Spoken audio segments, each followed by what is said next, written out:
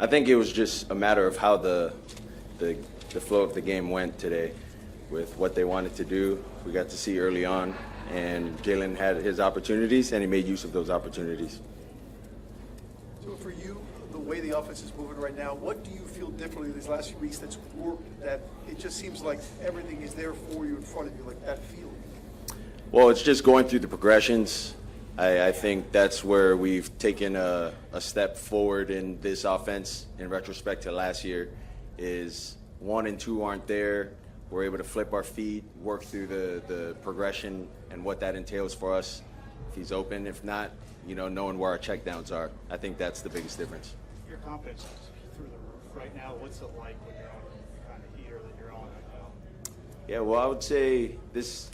It's always great to win. It's always great to enjoy the win, but there were some things second half wise that we knew we could have capitalized on that we didn't.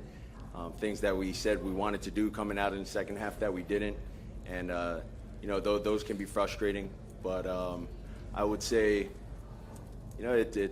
we're still below the 500 threshold, and it's a long way to where we want to get to. So we'll enjoy this win, but this next one's going to be big for us, and we're excited to go down there to Green Bay and show everybody on primetime what we can do. You talk about seeing this much single safety high looks? Honestly, going into the game,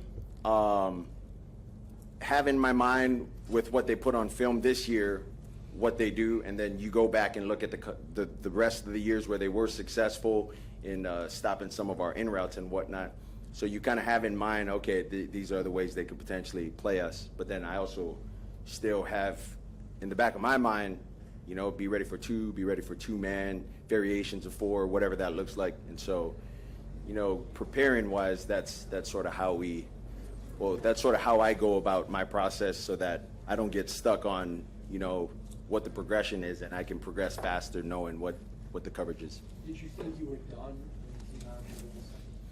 Not necessarily.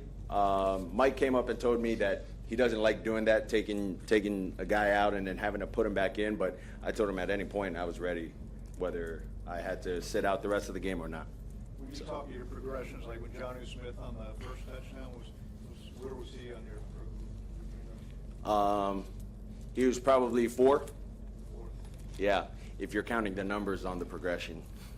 But that's what I'm saying. Like with what the defense presents us, it helps speed up the process with getting through the progression and getting to guys. You said a few weeks ago that you see what happens one by one, see if you guys can get on the streak. Do you feel this is 3 in a row now that you're in that mode, what you wanted to be, get that streak, get that feel going? It feels good to win anyway.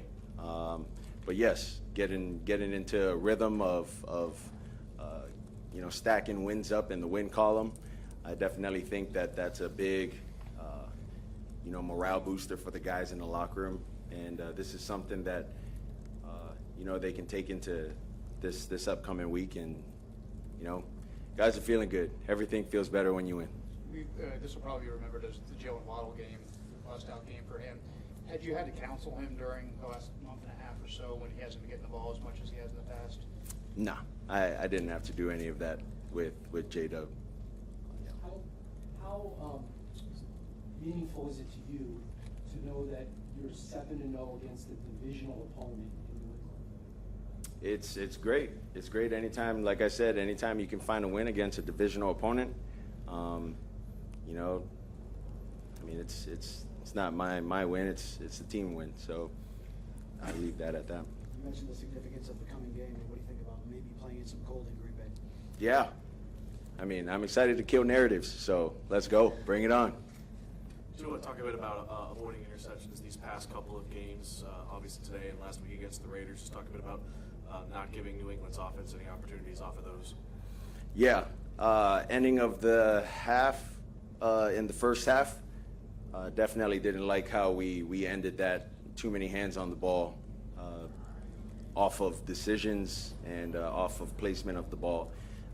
That needs to be better, and yeah, you just never want to put the team in a situation where we already have points to not get points. So it's good. Thanks, guys.